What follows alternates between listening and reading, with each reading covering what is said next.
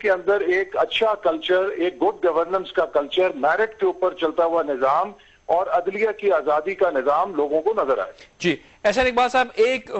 جو مکاتب فکر ہے، جو ایک اسکول آف تھاٹ جو آپ کی سیاست پہ جب بات کرتے ہیں، آپ سے مراد آپ کی جماعت کی سیاست پر جب وہ تجزیہ کرتے ہیں، اگر آپ اخباروں میں بھی دیکھیں یا کچھ مبصرین کا موقف جانیں تو یہ کہتے ہیں کہ کہیں کہیں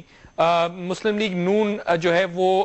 کلیئر نظر نہیں آتی، کیونکہ آپ اپوزیشن میں تو ہیں لیکن اس کے باوجود آپ یہ کہتے ہیں کہ ہم حکومت کا ساتھ دیں گے ان ایشوز پر، تو گویا اپوزیشن بھی ہیں اور حکومت کے ساتھ بھی آپ کچھ ارینجمنٹ، مطلب you want to work towards democracy, وہ ایک پازیٹیو پوائنٹ ہے، لیکن کیا اس ایفرٹ میں جو آپ کا یہ ایفرٹ ہے، آپ کی اپنی پارٹی کی آئیڈینٹی کہیں لاسٹ ہو جانے کا خدشہ تو نہیں ہے؟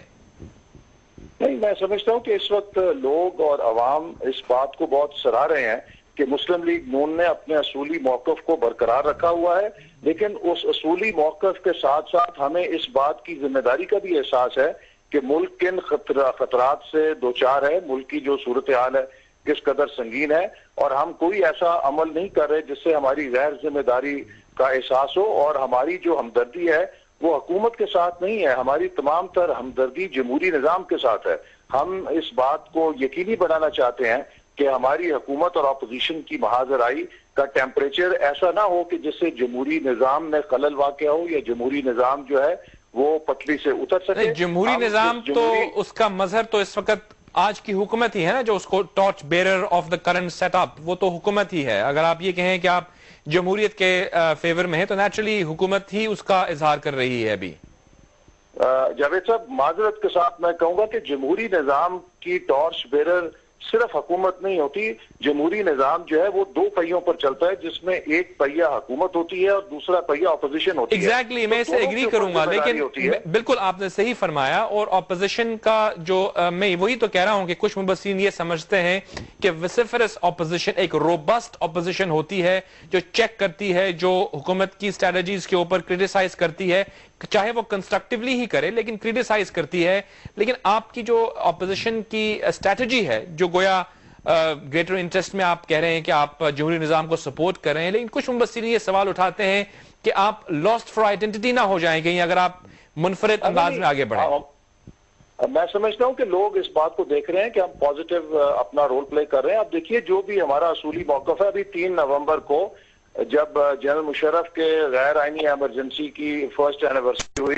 تو پی ایم ایل این نے وکلا کے ساتھ بھرپور اپنے یکجہتی کا اظہار کیا اس کاز کے ساتھ۔ پورے ملک میں ہمارے لاکھوں جو کارکن ہیں وہ سڑکوں کے اوپر آئے۔ اسی طرح بھی قادر پور گیس فیلڈ کی جو پرائیویٹائزیشن ہے، جو حکومت کا فیصلہ ہے، ہم نے اس کو پوری طرح اپوز کیا ہے اور اپنا نقطہ نظر واضح کر رہے ہیں کہ یہ پاکستان کے پرائم ایسٹس کو ہم محض بجٹ کا خسارہ پورا کرنے کے لیے داؤ پر نہیں لگا سکتے، کوڑیوں پر نہیں بیچ سکتے۔ تو ہر مسئلے کے اوپر ہم اپنے پازیٹیو جو کرٹیسزم ہے وہ کرتے ہیں، اپنا کردار ادا کرتے ہیں، لیکن ہم کسی صورت یہ نہیں چاہتے کہ جو 90s کا پیریڈ تھا اس کو زندہ کیا جائے اور ہماری محاذ آرائی جمہوریت کے لیے ایک غیر ذمہ دارانہ طرز میں تبدیل ہو۔ جی بالکل، آپ نے فرمایا صحیح۔ اس کے بعد مجھے بتائیے کہ جو کابینہ کی توسیع ہے، اس کے حوالے سے آپ کی جماعت کیا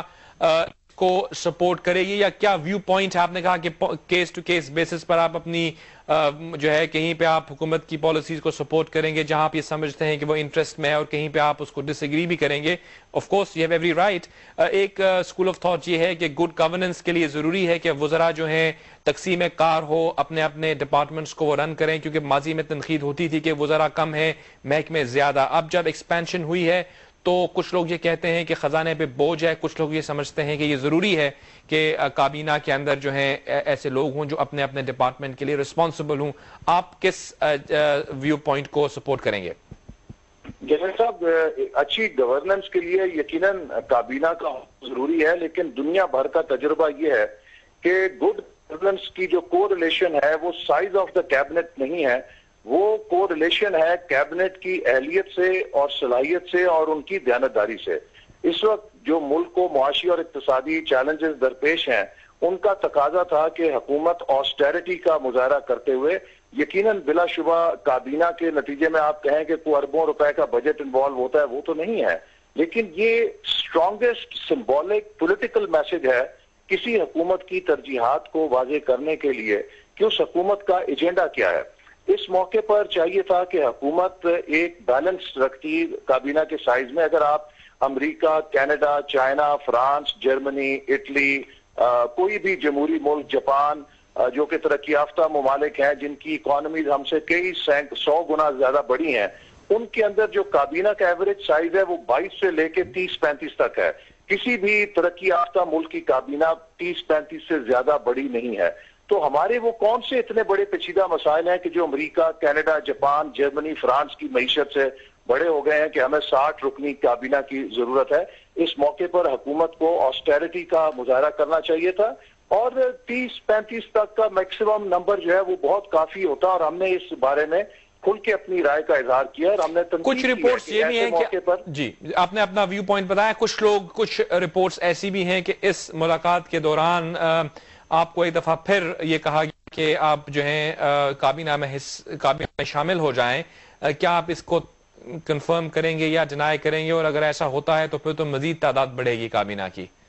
نہیں، اب تو شبہ کوئی گنجائش نہیں رہے گی ہمارے کابینہ میں واپس جانے کی، چونکہ حکومت اپنی کابینہ مکمل کر چکی ہے. اور حکومت کی جب کابینہ مکمل ہو گئی ہے تو ہم وہاں پہ محض وزارتوں کے لیے تو نہیں جائیں گے. ہمارا ایجنڈا تو پہلے دن سے بہت واضح تھا. ہم نے اتنا کہا تھا کہ پیپلز پارٹی ان معاہدوں کو ہمارے ساتھ آنر کرے جس پر خود انہوں نے دستخط کیے ہیں اعلان مری پر. اس کے بعد 7 اگست کو پوری قوم کے سامنے زرداری صاحب نے خود اپنے منہ سے یہ الفاظ دہرائے کہ عدلیہ کو 2 نومبر کی حالت میں 24 گھنٹے کے اندر بحال کیا جائے گا جنرل مشرف کے استعفیٰ یا امپیچمنٹ کی صورت میں. تو ہم تو صرف اتنا چاہتے ہیں کہ ایک گڈ گورننس کے لیے آزاد عدلیہ ملک کے اندر ضروری ہے، قانون کی حکمرانی کے لیے ایک انڈیپینڈنٹ جوڈیشری ضروری ہے. اور اگر رول آف لا نہیں ہوگا تو جمہوریت نہیں ہوگی. کسی بھی لحاظ سے آپ ملک کے اندر نہ امن قائم کر سکتے ہیں، نہ کرپشن ختم کر سکتے ہیں، نہ منافع خوری کے خلاف کوئی کارروائی کر سکتے ہیں، نہ معیشت کو استحکام دے سکتے ہیں. بہت شکریہ آپ کا احسان اقبال صاحب، آپ نے ہمیں جوائن کیا اور آپ نے اپنے پارٹی کا جو ہے وہ موقف ہمارے سامنے رکھا. مجھے اس سے یہ چیز سامنے نظر آ رہی ہے کہ کوئی پروگریس ہوتی ہوئی نظر نہیں، because the viewpoint of both the parties. ہم یہ نہیں کہتے کہ کون سا ویو پوائنٹ صحیح ہے اور کون سا ویو پوائنٹ غلط ہے. دونوں ویو پوائنٹس کا احترام کرتے ہوئے یہ ضرور کہہ سکتے ہیں کہ there is still a gulf of understanding between Peoples Party and Muslim League Noon, کیونکہ اس وقت جو موقف ہمارے سامنے آیا ہے وہ وہی ہے جو میثاق جمہوریت یا باقی جو جتنے بھی مراحل ہیں، میں اس کو ریپیٹ کرنا جو ہے آپ سب لوگ جانتے ہیں کہ کہاں پہ کیا کیا جو ویو پوائنٹس تھے ان کا اظہار دونوں جماعتوں نے کیا ہے. تو گویا اس ملاقات سے یہ ایکسپیکٹ کرنا کہ کچھ there will be something different یا نیا کچھ سامنے آئے گا، تو ایجنڈا مسلم لیگ نون کا وہی ہے. کابینہ کی ایکسپینشن سے بھی انہوں نے اپنا رائے کا اظہار کیا. میں چاہوں گا کہ حکومت کا موقف بھی ہم اس پروگرام میں شامل کر لیں، اور ہم اس بریک کے بعد کسی حکومتی وزیر سے بات کریں گے اور ان سے یہ پوچھیں گے کہ کس طرح سے دیکھ رہے ہیں وہ کابینہ کی ایکسپینشن کے ذریعے بہتر گورننس، کیونکہ یہی موقف ہے پیپلز پارٹی کا کہ بہتر گورننس کے لیے ضروری ہے کہ ان جو ہے وہ وزراء کی جو ہے تعداد میں اضافہ کیا جاتا ہے. اس کے ساتھ ساتھ ایم کیو ایم کے تحفظات کیا ہیں. میری کوشش ہوگی کہ ایم کیو ایم کی کسی رکن سے بھی ہم بات کریں، ان کے رہنما سے بھی بات کریں، پوچھیں کہ ایم کیو ایم سینٹرل کابینہ میں کیا شامل ہو رہی ہے یا نہیں. چھوٹی سی بریک لیتے ہیں، بریک کے بعد اس موضوع کو مزید آگے لے کر چلیں گے.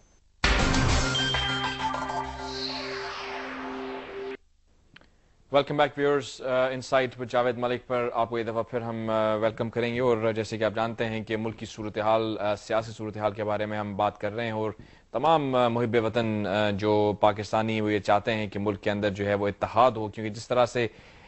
چیلنجز کا سامنا ہے اکنامک فرنٹ پر، ہم دیکھ ہی رہے ہیں کہ اقتصادی بحران کی شکل میں جو ایک بہت بڑا چیلنج ہمارے سامنے، اور پھر جو دہشت گردی کا جو مسئلہ ہے وہ بھی ہم کسی حد تک کمی ضرور واقع ہوئی ہے بومنگز کے اندر، لیکن آج کے دن جو یہ صوبہ سرحد میں ایک اور بم دھماکہ جس ہمارے بہن بھائی جو ہیں وہ شہید ہوئے، یہ ایک لمحہ فکریہ ہے کہ یہ جو دہشت گردی کے خلاف جنگ ہے اس کے حوالے سے ہم کس طرح سے اپنی اسٹریٹجی کو بدل سکتے ہیں، اس انداز میں تبدیلی لائی جائے کہ ایک طرح تو ہم اس مقصد کے اوپر کاربند رہیں جو کہ ملک کے اندر امن کو فروغ دینا ہے، اور ان تمام قوتوں کو، ان تمام ایسی عناصر کو جو کہ ہمارے ملک میں انتشار پھیلانے پر مجھے نظر آتے ہیں ان کا خاتمہ کیا جائے. لیکن اس کے ساتھ ساتھ وہاں پہ رہنے